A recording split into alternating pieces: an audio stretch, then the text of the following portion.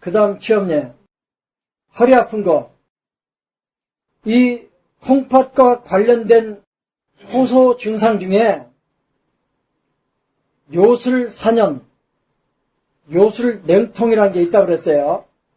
어느 날 환자가 죽을 정도는 아닌데 견딜만하게 또 잊어버릴 때도 있는데 또 생각나기도 하는 증상이 허리가 아파요. 또 무릎도 아파요. 어떻게 해요? 시큰거려요. 어떻게 해요? 시리고 찬바람이 나요. 시리고 찬바람이 난다 그러면 신양어. 시큰거리고 뭐 근육이 늘어나는 것처럼 힘이 없어요. 그러면 신음어예요. 시큰시큰 아프다 그러면 시큰거리면서 힘이 없다 그러면 경거복류. 기본은 태계, 태백. 왜냐하면 한약도 콩팥을 치료하는 약은 주약이 신정을 보하는 약이에요. 숙지황. 침도 주혈이 신정을 보하는 태계, 태백을 먼저 깔고 시작을 해요. 여기에 추가적으로 음이 부족하면 복류, 경거. 양이 부족하면 연곡, 소부로 가는 거죠. 그런데 허리가 늘 은은하게 아픈 게 아니고 견딜만하게 아픈 게 아니고 어느 날 갑자기 아파요. 머리 깎다가 뜨끔하더니 아파요. 아니면 무거운 짐을 들었다 놓았다 하는데 그 다음날 허리가 아파요. 이런 식으로. 또는 전날 저녁에 실컷 먹고 거시기를 하고 난 다음에 아파요. 그래서 콩팥으로 보내어지는 영양물질이 신정을 형성하게 되는데 그 영양물질이 콩팥까지 도달하는 과정에서 뭔가 막혔어요. 그 막혀있는 물질이 담음이라고 하는 거예요. 그러면 늘 은근하게 아파요. 늘 시큰하게 아파요. 또는 늘 시리고 찬바람이 나요. 이게 늘 일상적으로 반복되는 사람은 신정 부족이에요. 그런데 어떤 이야기가 있어요. 배부르게 먹고 뭘 하고 났더니 아파요. 또는 무거운 거 들었다 놨더니 아파요. 이런 식으로 많이 허리를 많이 쓰고 난 다음에 생긴 요통이라 그러면 태계, 태백, 사예요. 그런데 태계, 태백을 사하면 사암침법의 신정격 처방이잖아요. 복류, 경거까지 보여주면 되겠죠. 그러면 이때는 아픔이 어디에 주로 나타나냐면 신정 부족이 아니고 담음 때문에 생긴 거라서 배꼽 옆에 황유 또는 경문 쪽으로 압통이 치우쳐요. 그러면 담음이구나. 그리고 토혈을 사해주는 거죠. 토혈을 사하는 김에 사암침의 신정격 명방이 복류, 경거 보니까 같이 써주는 거죠. 요통은 다 그런 식이에요. 그런데 잠을 자고 싶은데 더 자고 싶은데 허리가 아파서 못 자겠어요.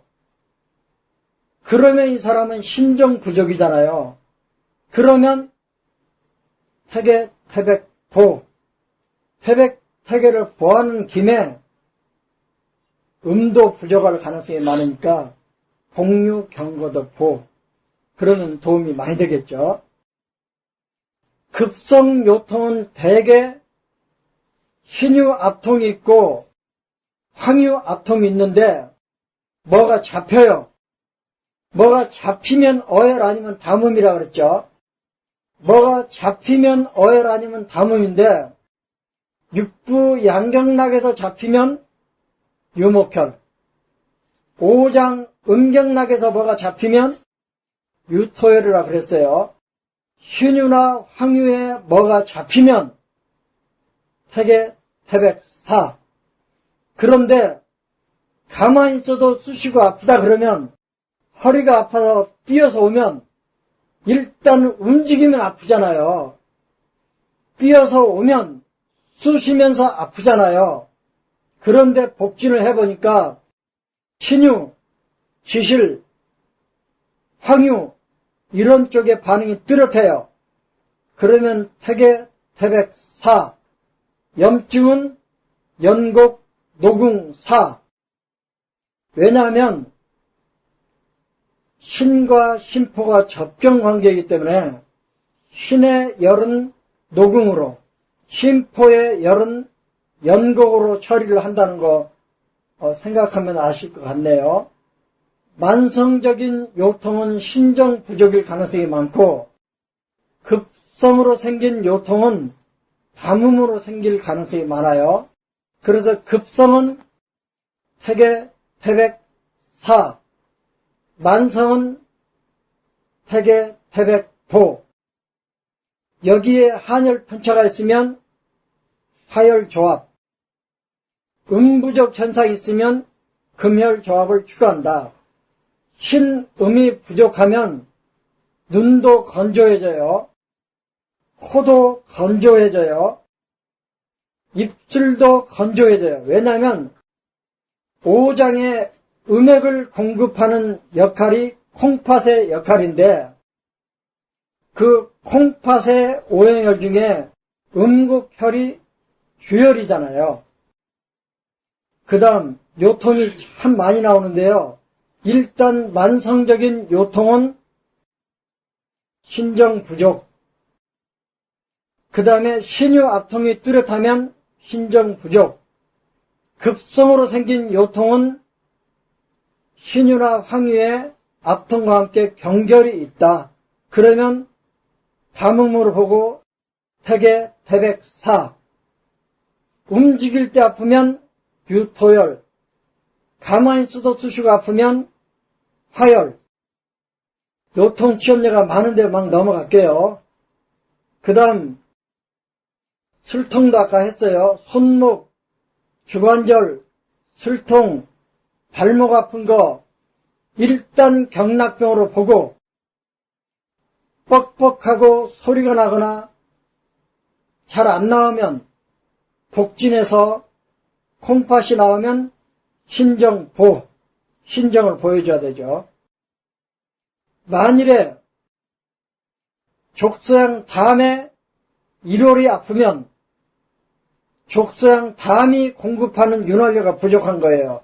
다음 시간에 할 건데 협계통곡이죠. 발목 염자도 똑같은 건데요. 족소양 신과 연관된 발목 염자는 통증이 주상골 쪽, 내과 쪽, 그러니까 연곡, 조회, 수천, 태계, 복류 쪽으로 아픈 거예요. 그리고 태계, 복류 쪽, 수천 쪽으로 부어 있어요.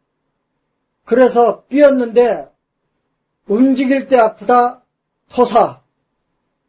가만히 있어 주신다, 화사.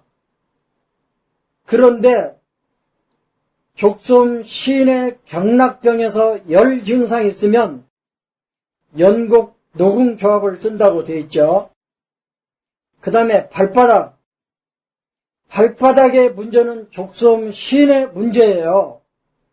그러면 발바닥이 족심, 용천 근처가 굳은 살이 많이 생겼어요. 그러면 굳은 살은 기육의 문제잖아요. 그러면 태계, 태백, 사. 그래도 안 들으면 이 기육의 문제는 기의 담음인가 보다. 경거, 상구, 사. 티는 사마귀, 쥐젖, 굳은 살, 이런 것들은 기육에 생긴 담음으로 본다고 그랬잖아요. 일반적인 티는 사마귀, 굳은 살은 비의 담음으로 보니까 상구, 경거. 그런데 신경락인 용천, 족심이 굳었어요. 그러면 태계, 태백 쓰는 거죠. 발바닥에서 열감이 느껴져요. 막 찬물에, 차가운 벽에, 얼음물에 담그고 싶어요. 실제로 자다가 일어나서 담그는 사람도 있어요. 그러면 이거는 실열이잖아요. 그러면 연곡 소부사. 그런데 발바닥에 화끈화끈 열감이 있다 그러는데 만져보면 별 차이가 없어요. 환자 본인만 그렇게 느껴요. 그러면 실질적인 한열 편차가 아니고 감각적인 한열 편차이기 때문에 연곡 노궁으로 가는 거예요. 그런데 발바닥이 아파요. 걸을 때 아파요. 열감도 있어요. 아니면 통증이 심해요. 그러면 화사, 토사지. 음경나게 동작할 때 아프면 유토열. 열감 있으면 화열 조합을 쓴다고 그랬잖아요. 그런데 족심통에 쓰는 명혈이 노궁사예요. 그 이유를 이제는 짐작하시겠죠. 사람이 발바닥이 찢어질 것처럼 아파서 못 걸어요. 그러면 일단 그 속에 염증이 생겼다는 뜻이에요. 그러면 그 염증성 통증은 열이잖아요. 족소음 시인에 생긴 열은 수고름 심포에 있는 노궁으로 처리한다 그랬죠. 발목이 삐었어요. 족소음 신경락 쪽이에요. 가만히 있어도 쑤시고 아파요. 그러면 열이잖아요. 역시 접경자법으로 노궁혈에 침을 넣고 걸으면 족소음 신 쪽으로 온 발바닥 통증, 염증, 발목 염좌가 치료된다. 그 다음에 족저근막염이라고 병원에서 이름 붙여준 거. 걸을 때 발바닥이 아파요. 그런데 복진해보니까 신, 유, 지실, 병문, 황유 쪽으로 압통이 있어요. 그러면 걸을 때 아프니까 유토열. 가만히 있어도 열감을 느끼면 화열이죠. 그래서 발바닥에 생겼다는 증상들은 이런 식으로 해결하면 좋을 것 같고요. 또 건조성 비염이 있어요. 비염은 비염인데 코가 목구멍 뒤로 자꾸 넘어가는 건 축농증이에요. 비염이 심해지면 축농증으로 넘어가죠. 일반적인 비염은 코가 앞으로 나와요. 콧구멍 쪽으로 나와요. 그런데 축농증으로 넘어가면 코가 목구멍 쪽으로 넘어가요. 그런데 건조성 비염은 뭐냐면 코가 바싹바싹 마르면서 비염이 있는 거예요. 코가 숨쉬기가 불편한 거예요. 코가 막힌 느낌이 드는 거예요. 그러면 코가 콧물이 줄줄 나오는 비염이 아니고 코가 마른 듯 하면서 코 속이 조이는 듯 하면서 코에 딱지가 앉으면서 코가 답답한 건 다 건조성 비염이잖아요. 그러면 음을 넣어줘야 되죠. 그런데 진단을 해봤더니 콩팥 관련 진단점에 반응이 나왔어요. 그러면 이때는 신음 부족이잖아요. 그러면 복류 경고를 보여주는 거예요. 복류 경고 보여주는 김에 좀 나이가 들었다, 신정 소모가 있다 그렇게 느껴지면 태계, 태백 보여주는 거죠. 4개를 다 보여주는 거예요. 그런데 지난번 수태양 소장경에서 빠뜨린 것 같은데 수태양 소장 경락 유주가 코를 거쳐서 눈으로 가요. 그런데 전국 통국 조합은 상열, 열을 떨어뜨리는 혈이잖아요. 상열 또는 표열을 떨어뜨리는 작용이 전국 통곡에 있는데 여러분 중에 코가 건조하면서 딱지가 잘 생겨요. 이 코딱지를 파내는 사람들이 있어요. 세수를 하면 코딱지가 나오고 피도 조금 나와요. 그러면 이때 쓰는 명방이 소장 정격이에요. 그런데 몸이 펄펄 열이 나는 체질은 4개를 다 사해주고 아랫배가 뜨거우면 아랫배는 좀 차가운 듯한데 코딱지가 잘 생기면 후계 이묵보 전곡 통곡 보여요. 우리는 직자니까 아침에 코딱지 잘 생기고 낮에도 틈만 나면 코딱지 뜯어내고 그런 사람 있으면 무조건 후계 이묵 전곡 통곡에 침을 놓아보세요. 더 정교한 침은 전곡 통곡에만 놓는 거예요.